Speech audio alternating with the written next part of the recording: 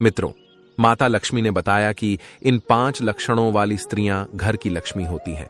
मित्रों, आज के इस वीडियो में हम जानेंगे कि वह कौन सी स्त्रियां होती हैं जिनके अंदर यह 5 लक्षण होते हैं, और जिन स्त्रियों के अंदर यदि यह 5 लक्षण होते हैं तो वे स्त्रियां घर की लक्ष्मी कहलाती हैं, जिनको स्वयं माता लक्ष्मी ने अपने बराबर का दर्जा दिया है। मित्रों, इस कथा को सुनाने से पहले मैं अपने उन सभी दर्शकों के लिए माता लक्ष्मी से प्रार्थना करता हूं कि हे माता लक्ष्मी, इस वीडियो को देखने वाले मेरे सभी मित्र बंधुओं पर अपनी कृपा हमेशा बनाए रखना, और जो इस वीडियो को पूरा देखने के बाद इस वीडियो को अपने मित्रों में शेयर करें, उसे सदैव ही अपना आशीर्वाद देना और उसके घर में आप सदा निवास करना। जो भी कमेंट में माता लक्ष्मी कमेंट करे, उसकी सदैव रक्षा करना। मित्रों, एक समय की बात है, देवर्षि नारद जी आकाश मार्ग में विचरण कर रहे थे। तब उन्होंने देखा कि एक स्त्री अपने अवगुणों के कारण वह अपने घर में क्लेश कर रही थी, जिस वजह से उस स्त्री का पति अपनी स्त्री से बहुत परेशान था। उसकी स्त्री घर में क्लेश करती थी, इस वजह से उनके घर में गरीबी का मातम छाया हुआ था। आकाश मार्ग में खड़े खड़े देवर्षि नारद जी ने देखा कि एक अच्छे आचरण वाली स्त्री जो अपने पति का ध्यान रखती है और अपने सच्चे मन और लगन से अपने पति और अपने परिवार की सेवा करती है, वह स्त्री बहुत ही खुश है और उसके परिवार में धन संपत्ति की कोई कमी नहीं है। तब देवर्षि नारद जी के मन में कई प्रश्न उठते हैं कि आखिर स्त्रियों में ऐसा भेदभाव क्यों है?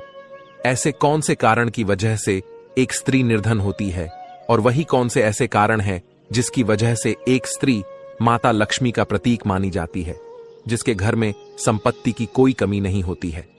देवर्षि नारद जी यह बात सोच ही रहे थे, तब उनके मन में एक युक्ति सूझती है और वे जा पहुंचे माता लक्ष्मी के पास। जब माता लक्ष्मी देवर्षि नारद जी को अपने पास आया हुआ देखती है तो वह देवर्षि नारद जी से पूछती हैं कि हे नारायण भक्त देवर्षि नारद जी, आप आज हमारे पास कौन से प्रयोजन की वजह से पधारे हैं? तब देवर्षि नारद जी कहते हैं कि हे माता, मैं आज आपके पास अपने कुछ प्रश्नों के निवारण के लिए आया हूं। तब माता लक्ष्मी जी कहते हैं कि हे देवर्षि नारद जी, कहिए आपके वह प्रश्न कौन से हैं जिनकी मंशा से आज आप हमारे पास आ पहुंचे हैं? आप अपने प्रश्नों को पूछिए, मैं आपके प्रश्नों का उत्तर आपको अवश्य दूंगी। तब देवर्षि नारद जी कहते हैं कि हे माते, आज जब मैं आकाश मार्ग में विचरण कर रहा था, तब मैंने देखा कि एक स्त्री अपने घर में क्लेश करती है, जिसकी वजह से उसके घर में गरीबी का मातम छाया हुआ था। और वहीं दूसरी तरफ एक स्त्री ऐसी भी थी जो अपने पति का कहना मान रही थी, अपने परिवार का ध्यान रख रही थी, समय पर भगवान की उपासना कर रही थी। उसके घर में किसी भी प्रकार की धन संपत्ति की कोई दिक्कत नहीं थी। हे माथे, मैं एक स्त्री के उन 5 लक्षणों को जानने के लिए आया हूं जो यदि किसी स्त्री के अंदर विद्यमान होते हैं तो उस स्त्री को स्वयं आपके समान ही माना जाता है। देवर्षि नारद जी की इन बातों को सुनकर माता लक्ष्मी कहती हैं, हे देवर्षि नारद जी, आज आपने कलयुग इस पीढ़ी को एक महत्वपूर्ण ज्ञान देने के लिए मुझसे यह अत्यंत आवश्यक प्रश्न किया है। यह प्रश्न समस्त मनुष्य के लिए अत्यंत आवश्यक है, परंतु हे देवर्षि नारद जी, मैं आपको आपके इस प्रश्न का उत्तर एक छोटी सी कथा के माध्यम से दूंगी। तब देवर्षि नारद जी कहते हैं कि हे माते, आप उस कथा को सुनाइए, मैं इस कथा को पूरा सुनूंगा और संपूर्ण विश्व जगत में इसे विख्यात भी करूंगा। तब माता लक्ष्मी जी कथा को सुनाना प्रारंभ करते हैं और कहती हैं कि हे देवर्षि नारद जी, बहुत समय पहले की बात है, किसी गांव में 2 पति पत्नी रहा करते थी। भगवान की कृपा से उनके घर में किसी चीज की कमी नहीं थी, सारे सुख उनके घर में मौजूद थे। एक दिन की बात है, उन दोनों पति पत्नी में किसी बात को लेकर के झगड़ा आरंभ हो गया, और वह झगड़ा इतना बढ़ता हुआ चला जाता है, उन दोनों की आपस में लड़ाई इतनी बढ़ती हुई चली गई कि पत्नी ने अपनी पति को गाली दे दी। और जब पत्नी ने अपने पति को गाली दे दी तो पति को गुस्सा आ गया और उसने गुस्से में अपनी पत्नी के गाल पर जोर से एक थप्पड़ मार दिया। और जब गाल पर पत्नी के थप्पड़ लगा तो अब पत्नी पति से भी आग बबूला हो गई और उसने उल्टे सीधे शब्द कहे।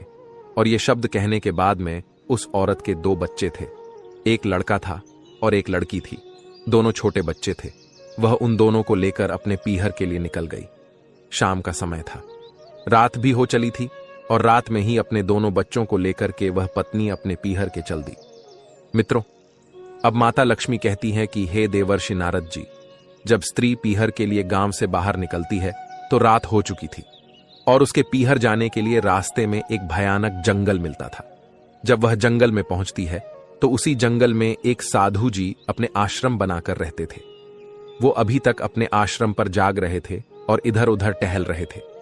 तब उन्होंने देखा कि इतनी रात में एक स्त्री 2 बच्चों को लेकर के जंगल की तरफ जा रही है। तब उन साधु ने सोचा कि ये कहां जा रही है और क्यों जा रही है।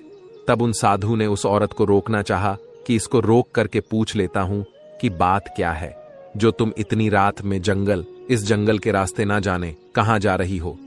परंतु साधु ने विचार किया, अगर हम इसको रोकेंगे तो यह समाज उल्टा सीधा हमारे बारे में सोचेगा कि एक साधु रात में एक स्त्री से बात कर रहा है। यह सोच करके वह साधु रुक गया, परंतु वह स्त्री चलती चली जा रही थी। फिर साधु ने विचार किया, अगर यह जंगल में आगे बढ़ गई तो इस जंगल में जंगली जानवर बहुत से हैं जो बहुत खतरनाक हैं, जो इस औरत को नुकसान पहुंचा सकते हैं, इसकी जिंदगी को भी ले सकते हैं, इसके सभी बच्चों को भी मार सकते हैं और हम इसको देख रहे हैं। अगर हम इसे रोकेंगे नहीं तो हमें ही पाप लगेगा। भगवान को जाकर मैं क्या जवाब दूंगा। उस साधु ने विचार किया, अब जो होगा सो देखा जाएगा, लेकिन हम इस स्त्री को रोकेंगे जरूर और इससे कहेंगे कि इतनी रात में तुम कहां जा रही हो।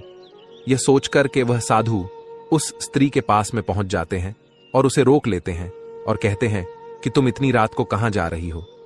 तुम्हारे पास में ये 2 छोटे छोटे बच्चे हैं और तुम बेधड़क होकर के जा रही हो। बात क्या है, क्या परेशानी है? क्या पति से कोई लड़ाई झगड़ा हो गया है या कोई और बात बन गई है? अब देवी लक्ष्मी कहती हैं कि हे देवर्षि नारद जी, साधु के पूछने पर उस स्त्री ने सारी बात बता दी और कहा कि आज हमारे पति ने मेरे गाल पर थप्पड़ मार दिया है। अब मैं अपने पति के साथ नहीं रहूंगी, मैं अपने पीहर जा रही हूं। तब साधु ने समझाया कि देखो, तुम्हारे पति ने थप्पड़ मार दिया है, लेकिन तुमने भी तो गाली दी है और वही तुम्हारे पति ने थप्पड़ मार दिया तो तुम्हें इतना गुस्सा आ गया। इतना गुस्सा तुम्हारे लिए उचित नहीं है और गुस्से में तुम अपने बच्चों को लेकर रात्रि में तुम जंगल के रास्ते पीहर जा रही हो। आगे तुम्हें यह नहीं मालूम कि कितने मांसाहारी जंगली जानवर इस जंगल में रहते हैं और वह कितने खतरनाक हैं, जो तुम्हारे साथ हादसा कर सकते हैं, तुम्हें मार सकते हैं, तुम्हारी मृत्यु भी कर सकते हैं, तुम्हारे बच्चों को भी मार के खा सकते हैं। तुम्हें डर नहीं लगता है क्या? तब उस स्त्री ने कहा कि हे महाराज, मेरे साथ चाहे कुछ भी हो, मैं मरूं या जिंदा रहूं, लेकिन मैं वापस अपने पति के घर पर जाने वाली नहीं हूं। उस साधु ने उस स्त्री को बहुत समझाया, लेकिन वह स्त्री उस साधु की कोई भी बात मानने को तैयार नहीं थी। तब साधु ने कहा, ठीक है, जब तुम वापस अपने पति के घर पर नहीं जाओगी तो हमारी बात सुनो। आज रात्रि में तुम यहीं ठहरो मेरे आश्रम पर, और जब सवेरा हो जाए तब तुम दिन में निकल जाना, तब तुम अपने पीहर चली जाना। अब वह स्त्री उस साधु की बात सुनकर सहमत हो जाती है और उसने कहा, ठीक है, मैं रात्रि में आपके यहां रुकती हूं, सुबह होते ही निकल जाऊंगी। इधर आश्रम पर वो महात्मा जी उस स्त्री सहित उनके बच्चों को अपने आश्रम की कुटिया के अंदर ले जाते हैं, क्योंकि समय भी ज्यादा हो चुका था। रात्रि के समय उस स्त्री और बच्चों को बहुत तेज भूख लगी हुई थी। तब महात्मा जी ने उन सभी के लिए दोबारा से भोजन बनाया, उस स्त्री और उसके बच्चों को खिलाया और उससे कहा कि हमारी कुटिया के अंदर आप लोग सो जाएं और हम बाहर सो जाएंगे। और वही हुआ भी। वह स्त्री अपने बच्चों को लेकर के उस साधु महाराज की कुटिया के अंदर सो गई और इधर जो साधु थे वो बाहर सो गए। अब साधु को मच्छर तो काट रहे थे, लेकिन साधु उस कष्ट को, उस परेशानी को सहते रहे और पूरी रात बाहर लेटे रहे। जब सवेरा हुआ तो उस स्त्री ने कहा कि साधु जी, अब मैं अपने पीहर जाऊंगी। तब साधु ने जवाब दिया, ठीक है, तुम्हारी जैसी मर्जी हो वो करिए। अब वह स्त्री अपने पीहर के लिए जंगल के रास्ते चल दी। यात्रीगण जो थे वो भी चलने लगे थे, इसलिए जंगली जानवरों अब उसे कोई खतरा नहीं था। वो स्त्री चली जा रही थी। चलते चलते वो अपने पीहर में पहुंच जाती है और जब वह पीहर में पहुंची तो उसके माता और पिता ने देखा कि हमारी बेटी यहां आई है, 2 बच्चे साथ में हैं, लेकिन इसका पति साथ में नहीं है। और वह लोग उसके चेहरे की ओर देखते हैं तो उसका चेहरा लाल था और क्रोध से उसकी आंखें भी लाल थीं। तो तब पिताजी समझ गए, लगता है हमारी बेटी और हमारे दामाद में कोई झगड़ा हो गया। अब उस स्त्री को घर पर अपनी बेटी को लेकर के उसकी माता जाती है। फिर पिता ने पूछा कि बेटी क्या बात है, तुम्हारा पति तुम्हें छोड़ने के लिए यहां क्यों नहीं आया? क्या आपस में तुम लोगों में कोई झगड़ा हो गया है? क्या बात क्या है, हमें सच सच बताओ मित्रों। अब देवी लक्ष्मी कहती हैं कि हे देवर्षि नारद जी, उस बेटी ने अपने पिता से अपने पति के साथ किए हुए झगड़े की बात बता देती है। वह कहती है कि हम लोगों में झगड़ा हुआ और हमारे पति ने हमें थप्पड़ मार दिया। अब मैं अपने पति के साथ में कभी नहीं रहूंगी, अब मैं तो आपके यहां पर ही रहूंगी। अब पिता ने कहा कि बेटी वो बात तो सही है कि आपके पति ने आपके गाल पर थप्पड़ मार दिया, ये उन्होंने गलत किया है, लेकिन ताली एक हाथ से नहीं बजती है, ताली दोनों हाथ से बजती है। आपने भी कुछ कहा होगा, ऐसा तो नहीं है कि बिना कुछ कहे ही हमारे दामाद ने तुम्हारे गाल पर थप्पड़ मार दिया हो। सच सच बता, बात क्या है? परंतु उसने गालियां देने वाली बात को छिपा ली और कहा कि नहीं पिताजी, मेरा कोई दोष नहीं था, मेरी कोई गलती नहीं थी, बिना कुछ कहे ही थोड़ी सी नाराजगी, पर हमारे पति ने मुझे थप्पड़ मार दिया। अब मैं मर तो सकती हूं, लेकिन दोबारा लौट करके अपने ससुराल नहीं जाऊंगी, या तो आपके यहां रहूंगी या मैं अपनी आत्महत्या कर लूंगी।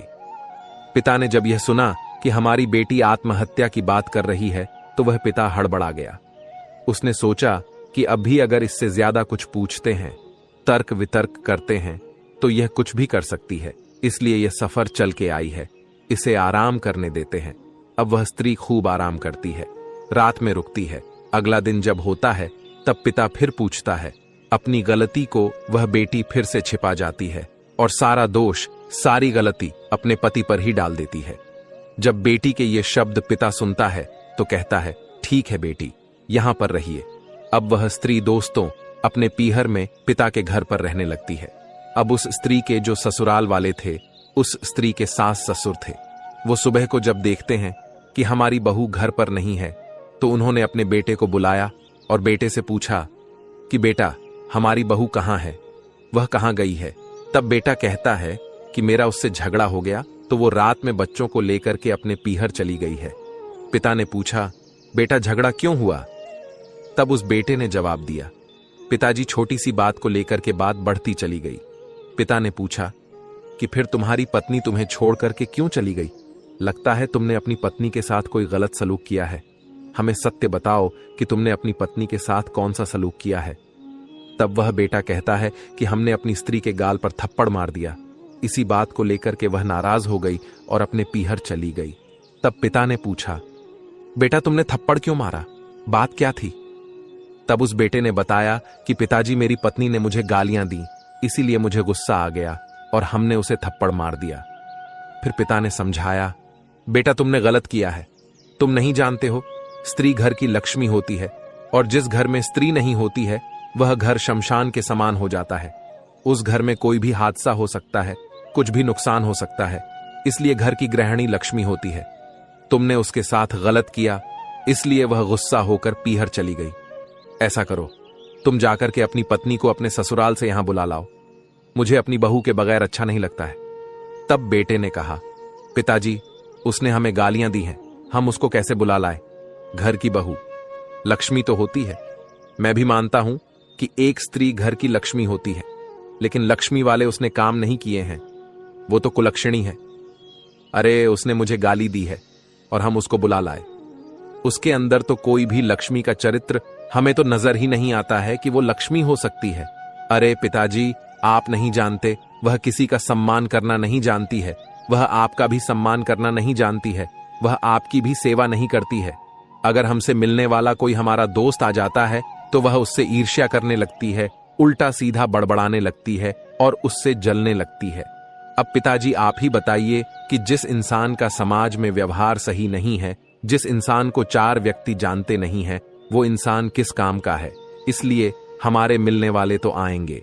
स्त्री का कर्तव्य होता है कि जो भी व्यक्ति पति के मिलने आए तो उनका आदर करे, सम्मान करे, उनको खिलाए पिलाए, उनके लिए भोजन बनाए। लेकिन पिताजी ऐसा गुण हमारी स्त्री के अंदर है ही नहीं जो हम अपनी पत्नी को लक्ष्मी कहे।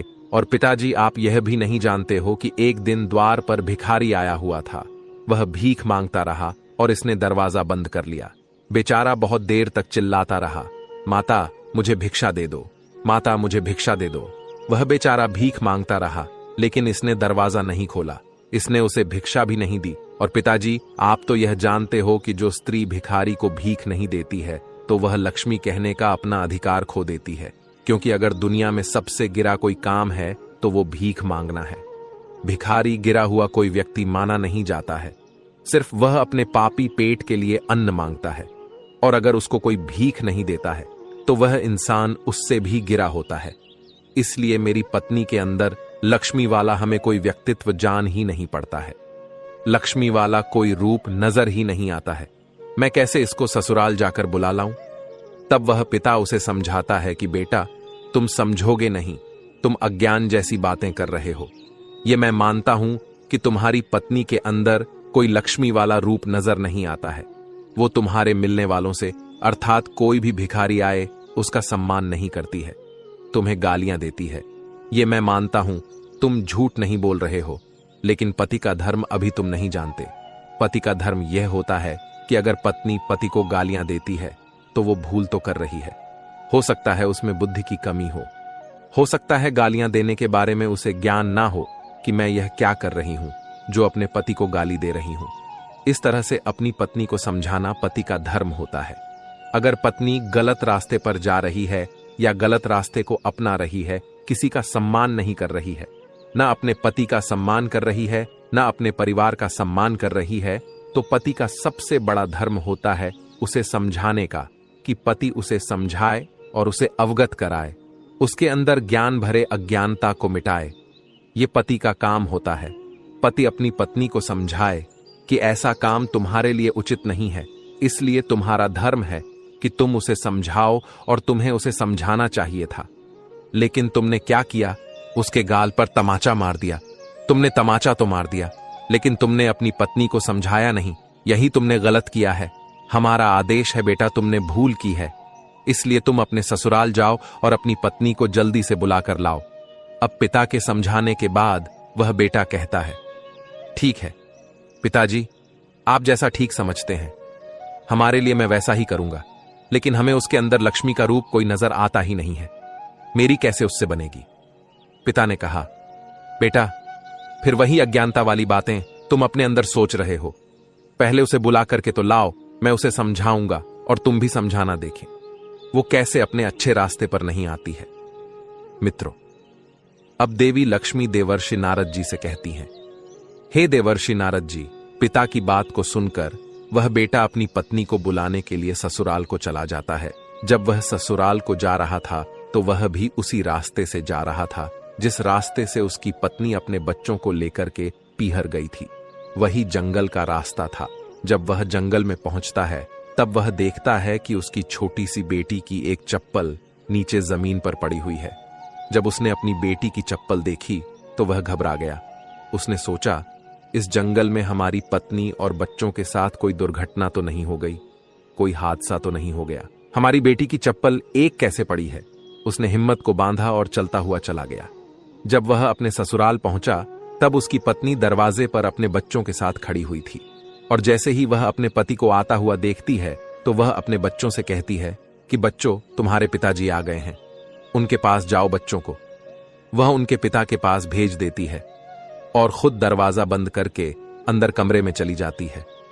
वह बच्चे अपने पिता के पास में जाकर के उनके शरीर से लिपट गए और अपने पिता से प्यार करने लगे, और वह पिता भी अपने बच्चों से प्यार करने लगा।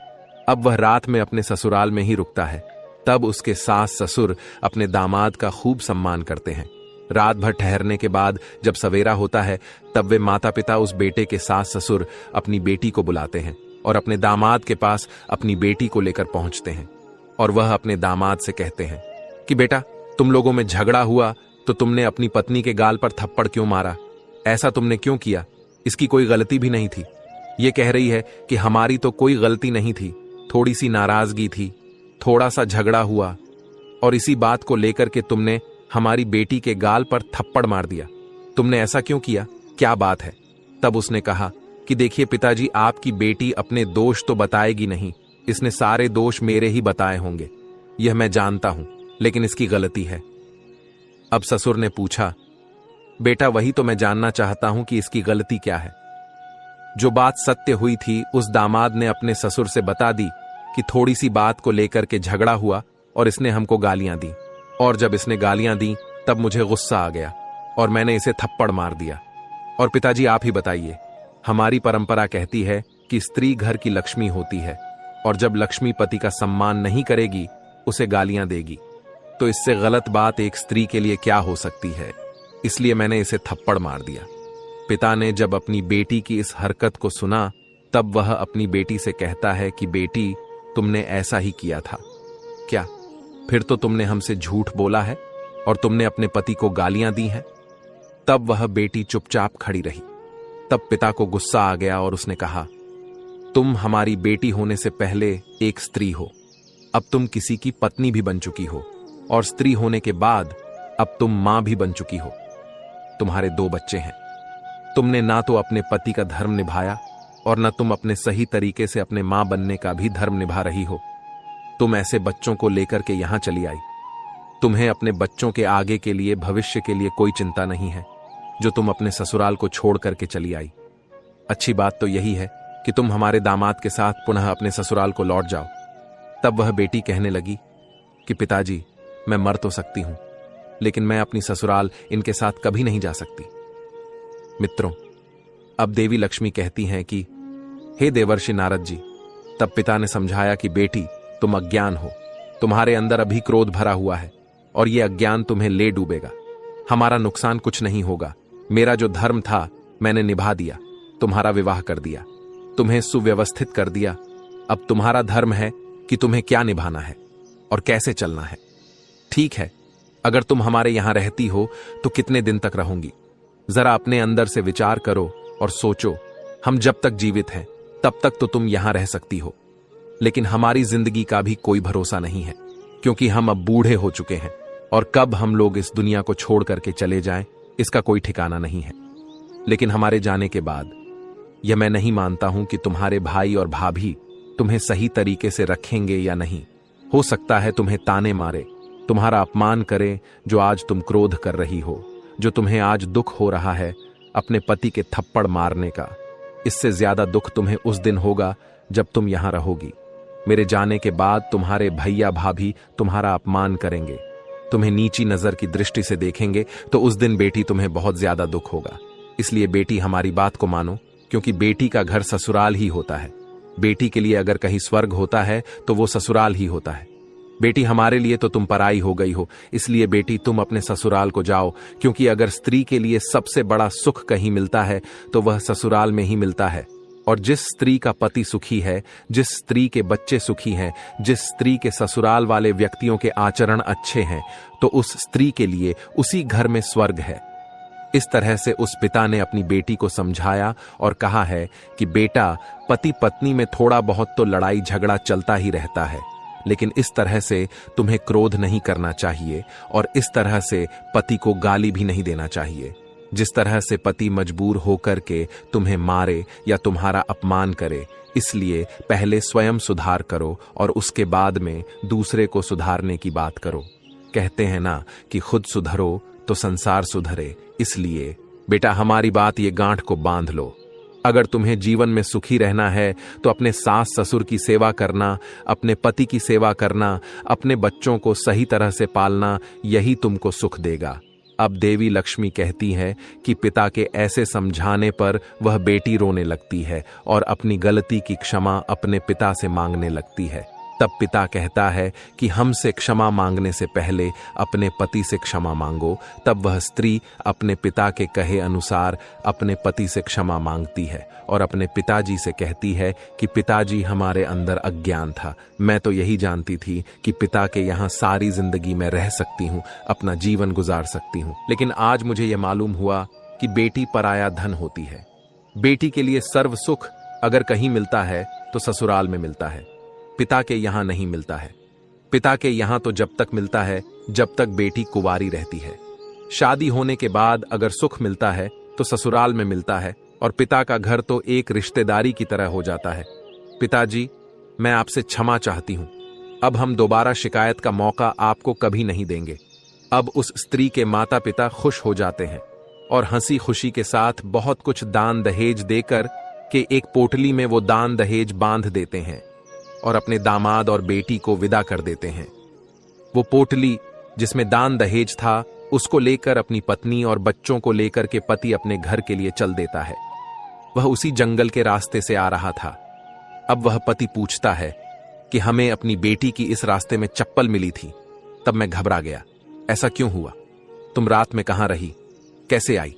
तब वह पत्नी कहती है कि हे स्वामी, मैं रात में आ रही थी तो एक साधु ने मुझे रोक लिया था, और जब सवेरा हुआ तब मैं वहां से निकली। जाते समय साधु ने कहा था कि पुत्री, जब तुम कभी भी जिंदगी में लौटकर अपनी ससुराल में आओ तो हमसे मिलकर के जाना। तब पति कहने लगा, ठीक है, चलो महात्मा से मिलकर के ही चलते हैं, क्योंकि वो आश्रम रास्ते में ही पड़ता था। अपनी पत्नी और बच्चों के साथ वह पति महात्मा जी के आश्रम पहुंच गया। तब वह महात्मा स्नान कर रहे थे। जब महात्मा जी ने उस स्त्री को देखा तो वह पहचान गए कि यह तो वही स्त्री है जो रात में मेरी कुटिया में ठहरी हुई थी। साधु की ओर आते हुए वह पति पत्नी और बच्चों से वह साधु कहता है, हे अभिभावकों, आप सभी अभी वहां विश्राम करो। मैं स्नान और पूजा करने के बाद तुमसे अभी मिलने के लिए आता हूं। महात्मा स्नान करते हैं, पूजा पाठ करते हैं, उसके बाद में उनके पास पहुंचते हैं। वह साधु कहते हैं कि बेटी, उस दिन मैंने समझाया था, लेकिन तुमने हमारी बात को नहीं माना। स्त्री के लिए सर्व सुख अगर है तो ससुराल है, और आज तुम लौट करके आ ही गई। वह स्त्री महात्मा से क्षमा मांगती है और कहती है कि हे महाराज, हमसे गलती हो गई थी और क्रोध में आकर के मैं अपने पीहर चली गई थी, लेकिन हमें आज मालूम हुआ आप सत्य कह रहे थे कि स्त्री के लिए सर्व सुख उसके पति और उसके ससुराल के लोगों की खुशी होती है। मित्रों, अब देवी लक्ष्मी कहती है कि हे देवर्षि नारद जी, अब वह महात्मा उस औरत को 5 बातें समझाते हैं और कहते हैं कि बेटी, मैं तुमको 5 बातें बताता हूं, और वो 5 बातें तुम अपने जीवन में हमेशा याद रखना। ये 5 लक्षणों वाली जो स्त्रियां होती हैं, उन्हें लक्ष्मी का रूप माना जाता है और उन्हें लक्ष्मी का दर्जा जरूर मिलता है। तब उस स्त्री ने पूछा कि हे महात्मा जी, वह 5 लक्षणों वाली स्त्रियां कौन सी होती है जिन्हें लक्ष्मी का रूप माना गया है, और यह समाज उन्हें लक्ष्मी के रूप में कैसे देखता है? तब साधु महात्मा कहते हैं, पुत्री, मैं तुम्हें स्त्री के 5 लक्षणों को बताता हूं, और यह 5 बातें तुम जीवन में हमेशा याद रखना। वह साधु महात्मा कहते हैं कि पहले लक्षण वाली स्त्री वो होती है जो सुबह उठ करके स्नान करती है, पूजा पाठ करती है, और पूजा पाठ करने के बाद में फिर अपना घर का काम काज करती है और अपने बच्चों को देखती है और साफ सफाई का ध्यान रखती है, समय पर अपने बच्चों को विद्यालय भेजती है। ये होती है पहले लक्षण वाली खुशनसीब स्त्री। जो स्त्री सुबह उठ करके स्नान ध्यान करती है, पूजा पाठ करती है और घर की साफ सफाई रखती है, तो उस घर में लक्ष्मी माता का वास होता है। लक्ष्मी माता उस स्त्री से प्रसन्न रहती है और उस घर में कभी गरीबी नहीं आती। पहले लक्षण वाली तो स्त्री ये होती है। दूसरे लक्षण वाली स्त्री बताते हुए वह साधु उस स्त्री से कहता है कि दूसरे लक्षण वाली स्त्री वह होती है जो अपने पति का, अपने सास ससुर का, अपने बच्चों का ध्यान रखती है। वो भी इसलिए कि हमारे बच्चे दुखी तो नहीं है, हमारे बच्चों के पास में किसी भी चीज की कोई ना हो, किस चीज की जरूरत है, हमारे पति क्या चाहते हैं, भूखे तो नहीं है, प्यासे तो नहीं है, हमारे सास ससुर भूखे तो नहीं है, प्यासे तो नहीं है। उनका जो स्त्री ध्यान रखती है तो उस स्त्री को लक्ष्मी का रूप माना जाता है और लक्ष्मी उससे प्रसन्न रहती है। और जो स्त्री अपने बच्चों का, अपने पति का, सास ससुर का ध्यान नहीं रखती है तो माता लक्ष्मी उससे रुष्ट हो जाती है और उसके घर को छोड़कर चली जाती है, जिससे उस घर में गरीबी आ जाती है। इसलिए हर स्त्री को अपने पति का, अपने सास ससुर का और बच्चों का सही तरीके से ध्यान रखना चाहिए। यही स्त्री का कर्तव्य होता है और यही स्त्री का धर्म होता है। स्त्री का तीसरा लक्षण होता है, जो स्त्री अपने पति को कभी गाली नहीं देती है, उसका सम्मान करती है और परिवार वालों का साथ, ससुर को भी गाली नहीं देती है, उसका सम्मान करती है, अच्छे शब्दों से उनकी इज्जत करती है, अपने पति से मीठा बोलती है, तो वह स्त्री लक्ष्मी का रूप मानी जाती है। और जो स्त्रियां अपने पति को गालियां देती हैं, अपने सास ससुर को गालियां देती हैं, अपने परिवार के लोगों को अपशब्द बोलती है, तो उस स्त्री को लक्ष्मी का दर्जा कभी नहीं दिया जाता है और वह समाज में भी अपमानित होती है। इसलिए हर स्त्री के अंदर यह लक्षण होना चाहिए कि कोई स्त्री किसी को भी गाली ना दे, सबके साथ मीठा बोले और सबके साथ अच्छा बर्ताव करे। ऐसी स्त्री को ही लक्ष्मी का रूप माना जाता है। और चौथे लक्षण वाली स्त्री वो होती है जो स्त्री घर आए अतिथि का सम्मान करती है, भिखारियों को भीख देती है। वही स्त्री लक्ष्मी का रूप कहलाती है। वह महात्मा आगे कहते हैं कि जो स्त्रियां घर आए अतिथि का सम्मान नहीं करती हैं, उनको खाने पीने के लिए नहीं पूछती हैं, भिखारी को भीख नहीं देती है, भिखारी दरवाजे पर चिल्लाता रहे और निराश होकर के वो अगर दरवाजे से लौट जाए तो समझ लो कि उस घर में लक्ष्मी कभी नहीं आती है और उस स्त्री से लक्ष्मी माता क्रोधित हो जाती है। जो स्त्री भिखारी को भीख नहीं देती है, अतिथि का सम्मान नहीं करती है, उससे लक्ष्मी हमेशा के लिए रुष्ट हो जाती है और वह घर कंगाल बन जाता है। इसलिए ये लक्षण स्त्री के अंदर होना चाहिए कि घर आए अतिथि का और भिखारी का भी सम्मान करे। और पांचवा लक्षण यह है कि सुबह जल्दी उठना। जो स्त्री सुबह जल्दी उठती है, सुबह 4 बजे उठ जाती है और अपने घर का कामकाज करने लगती है, झाड़ू लगाती है, साफ सफाई करती है और बर्तनों को भी साफ करती है, तो उस घर में लक्ष्मी का वास हो जाता है और उस घर से कभी माता लक्ष्मी जाती ही नहीं है। और उस स्त्री को लक्ष्मी का ही रूप माना जाता है। जो स्त्रियां देर से उठती हैं, घंटों तक देर तक सोती रहती है, उठने के बाद अपने श्रृंगार में लग जाती है, न बर्तनों को देखती है, न गंदे पड़े कपड़ों को साफ करती है, न घर की साफ सफाई करती है, न झाड़ू लगाती है, न बच्चों की ओर देखती है। बच्चों के कपड़े गंदे हैं, बच्चे गंदे घूम रहे हैं, न उनकी साफ सफाई करती है, तो ऐसी स्त्रियां लक्ष्मी के रूप से हमेशा के लिए वंचित हो जाती हैं। ऐसी स्त्रियां कुलक्षणी का रूप मानी जाती हैं। ऐसी स्त्रियां जिस घर में होती हैं तो उस घर से माता लक्ष्मी नाराज रहती है और उस घर में कभी नहीं जाती है, जिससे वह घर गरीब हो जाता है और उस घर में कभी सुख और शांति नहीं आता है। इसलिए हे बेटी, ये अंतिम 5वां लक्षण भी हर स्त्री के अंदर होना चाहिए कि सुबह देर से ना उठे, जल्दी उठे और अपने घर की साफ सफाई करें, झाड़ू लगाए और बर्तनों को भी साफ करें और अपने बच्चों को भी गंदा ना करें, उनकी साफ सफाई करें। इस तरह से वह महात्मा स्त्रियों के बारे में इन 5 आचरणों वाली स्त्री को लक्ष्मी का रूप बताते हैं। अब वह स्त्री हाथ जोड़ करके उन महात्मा से क्षमा मांगती है और कहती है कि हे महाराज, आपने स्त्रियों के अंदर यह जो 5 लक्षण बताए हैं, जिसकी वजह से एक स्त्री लक्ष्मी माता का रूप होती है, तो आज के बाद यही लक्षण मैं अपने अंदर भी अपनाऊंगी और इसी तरह से मैं भी अपने घर में जाकर यह 5 लक्षणों का कर्तव्य जरूर निभाऊंगी और अपने साथ ससुर की, अपने पति की सेवा करूंगी, घर आए अतिथि की भी सेवा करूंगी, भिखारी को भी भीख दूंगी, सुबह जल्दी से उठूंगी, घर की साफ सफाई रखूंगी और बच्चों का भी अच्छी तरीके से देखभाल करूंगी, उनकी परवरिश करूंगी। उस स्त्री की बात को सुनकर वह महात्मा बड़े ही खुश हो जाते हैं और अब वह पति पत्नी महात्मा से आज्ञा लेने के बाद वह स्त्री अपने पति के साथ में अपनी ससुराल चली आती है और अपने सास ससुर के पास जाकर के उनके चरणों में गिर जाती है और उनसे क्षमा मांगती है कि हे पिताजी, आज के बाद मैं कभी रूठ करके अपने पीहर नहीं जाऊंगी, आप लोगों की सेवा करूंगी, अपने पति की भी सेवा करूंगी। इसके बाद वह स्त्री उन 5 लक्षणों को अपने अंदर धारण कर लेती है और खुशी खुशी अपने सास ससुर और पति के साथ में अपनी जिंदगी को व्यतीत करने लगती है। धीरे धीरे उसके घर में सुख और शांति हो जाती है और किसी भी चीज की कमी नहीं रहती है। अब माता लक्ष्मी देवर्षि नारद जी से कहती हैं कि हे देवर्षि नारद जी, अब तो आपको पता ही चल गया होगा कि वह 5 लक्षण कौन से हैं जो एक स्त्री के अंदर अगर विद्यमान है तो वह स्त्री स्वयं माता लक्ष्मी यानी मेरा ही एक रूप मानी जाती है और जिस स्त्री के घर में मेरा वास हो जाता है वह घर धन संपत्ति से भर जाता है।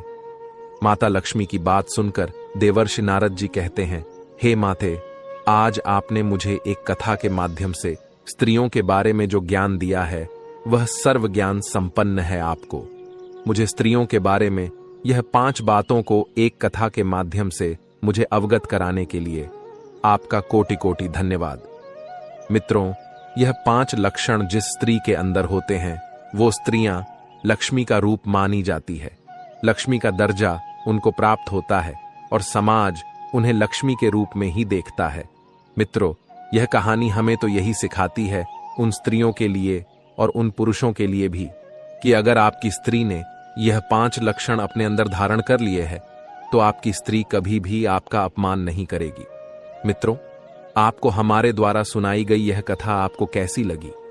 अगर आपको यह हमारे द्वारा सुनाई गई यह कथा अच्छी लगी हो तो हमें कमेंट में अवश्य बताना और इस वीडियो को ज्यादा से ज्यादा लोगों तक शेयर करें, ताकि उन लोगों को भी पता चल सके कि वह 5 लक्षणों वाली औरतें कौन सी होती हैं, जिनकी वजह से आपका वीरान पड़ा घर भी स्वर्ग बन जाता है, जिससे उनकी सहायता हो सके और वह सभी अपनी स्त्रियों के भीतर भी ऐसे ही गुणों को धारण करवा सकें। मित्रों, आप सभी अगर वीडियो को यहां तक देख रहे हैं तो इस वीडियो को लाइक अवश्य करना और जय मां लक्ष्मी के नाम का कमेंट भी इस वीडियो में अवश्य करना। बाकी मित्रों, अगर आप सभी लोग हमारे चैनल पर नए हैं तो हमारे चैनल की सदस्यता लेने के लिए इस चैनल को सब्सक्राइब भी अवश्य करना। मित्रों, वीडियो को यहां तक देखने के लिए आप सभी लोगों का दिल से धन्यवाद।